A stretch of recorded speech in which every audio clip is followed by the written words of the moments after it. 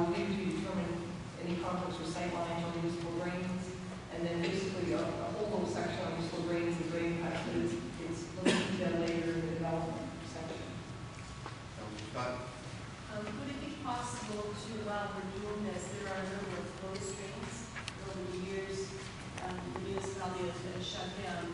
I don't know when we close them or if we do anything with them. What designates them being closed, how we fill that hole in the earth in on the drain, or what we do with it. So what if an area had one of those in there, and of course it's been years since it's been closed?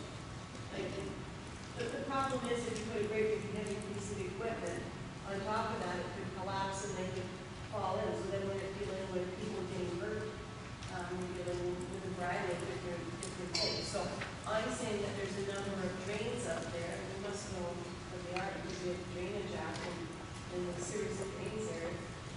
Are we going to check the land to make sure that that land doesn't have things like that on there? What about the same for some of those old farmers where they used to have the wells in there and they just put a top on it or ended up on it? I guess is there, because that's an unsafe place to put a very large and heavy piece of equipment. So how are they going to look at things like that? All of those drains should be listed as a municipality. We have over 500 drains, we have a map showing all of them, whether they're closed drains or open drains. And if you're talking about abandoned drains, the process that we have to go through for abandoned drains as well, so we can details on that as well. Yeah. Well, I just don't want somebody to, I have heard that there is a turbine that abandoned in which communities and sitting on something like this, and they can't operate the turbine because as soon as the turbine propellers start to work, the machine is tipping or doing a normal piece of like smile and leaning down a piece of something. I'm certainly not speaking for the wind turbine company, but I would imagine they do some geotechnical review before the turbine. Make sure that it is over. I think that's on the item 4, municipal drains, drain crossings for methodology. Development agreements. So, any other questions on this point? Development agreements. Carry on. Just basically the development. Councilor Russell. Mr. Mayor, I was just wondering, in terms of the road ones, we just heard from the delegations, we talked about areas, right? Do we have, is that cutting, is that being cutting, varying on our road allowances? Going to, we're getting permissions and then they would come to the municipality and ask if there is, would that be correct? The easement on our roads to put the very power. That's cutting, right? Yeah. There's something in the road section with respect to the lines.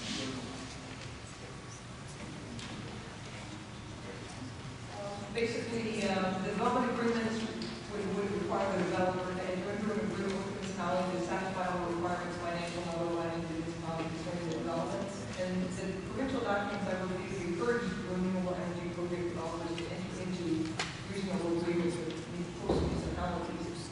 And our planners quite familiar with development agreements. There's actually quite a few, and this was fairly, I would imagine, fairly similar to the other ones. Our current application fees are $3,500 plus a percentage of the servicing costs for the agreement preparation. Of course, that's for development, either subdivision agreement or commercial institutional use. And then the initial deposit for peer review is $5,000 with provision for additional funds to be paid when the project is approved. Where we get the development. Just a quick back, is that per turbine? These are our current fees for development agreements. So if you came in with a subdivision agreement, you would pay $3,500 for the agreement for that project. It's just the overall. That's what our current saying. These are the current ones. We would look at typical fees for these types of developments. That would be a change in the fee structure that we would have to come back with a recommendation. Not for those ones, okay. Not for those later on.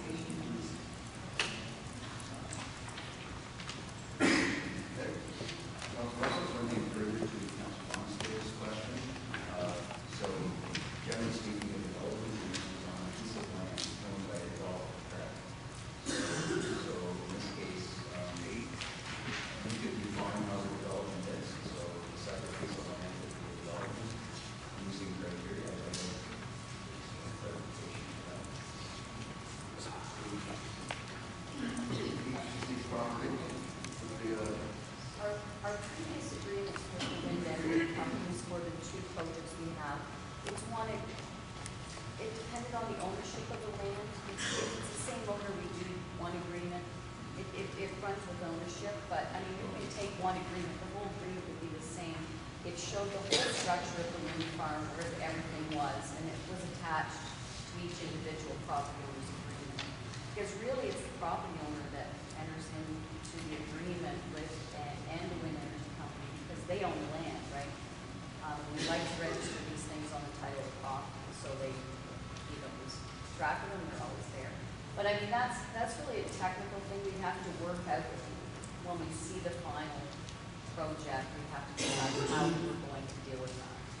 It is a little complicated because we're getting bigger wind farms now as opposed to the smaller ones we've had in the past. So, but I mean, it's The underlying principle goes to the home.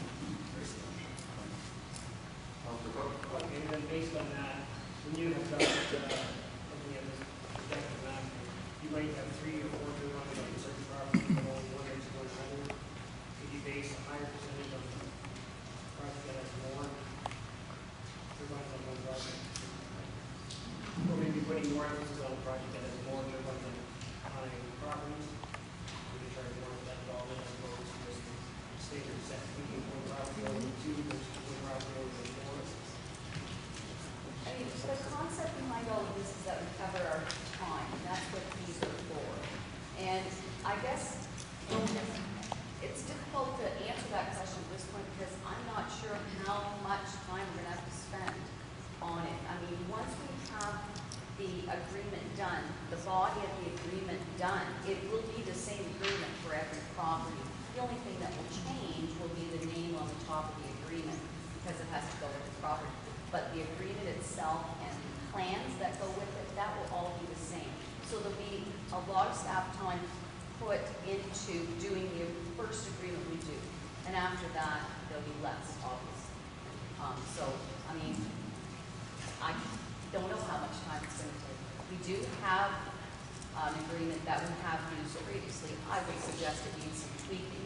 But, I mean, we do have some previous. Okay? Sounds like there's a lot more serious about that. Fair enough. All the agreements we have usually have general provisions with respect to performance guarantee, agreement compliance, and usually the performance is guaranteed by any form of letter of credit or performance form to ensure compliance with the obligation.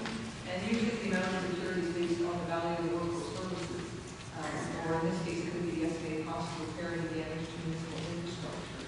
And the agreements would have a requirement that the developer acknowledges the right of the municipality to draw on security to enforce the provisions of the agreement. Standard clauses include the requirement for the developer to save municipality harmless of any claim, loss, cost, damage, or other expenses, or any incidental or direct claim arising from the works, and the provision of a certificate of sufficient liability insurance, which also means the municipality is an additional insured. Mediation and arbitration, usually there's a clause that deals with the method to resolve conflicts between the two parties, and an important part would be to ensure that the mediation took place in Lake Shores. Probably a small thing, but they wanted to be covered. Assigning the agreement, there's usually a clause in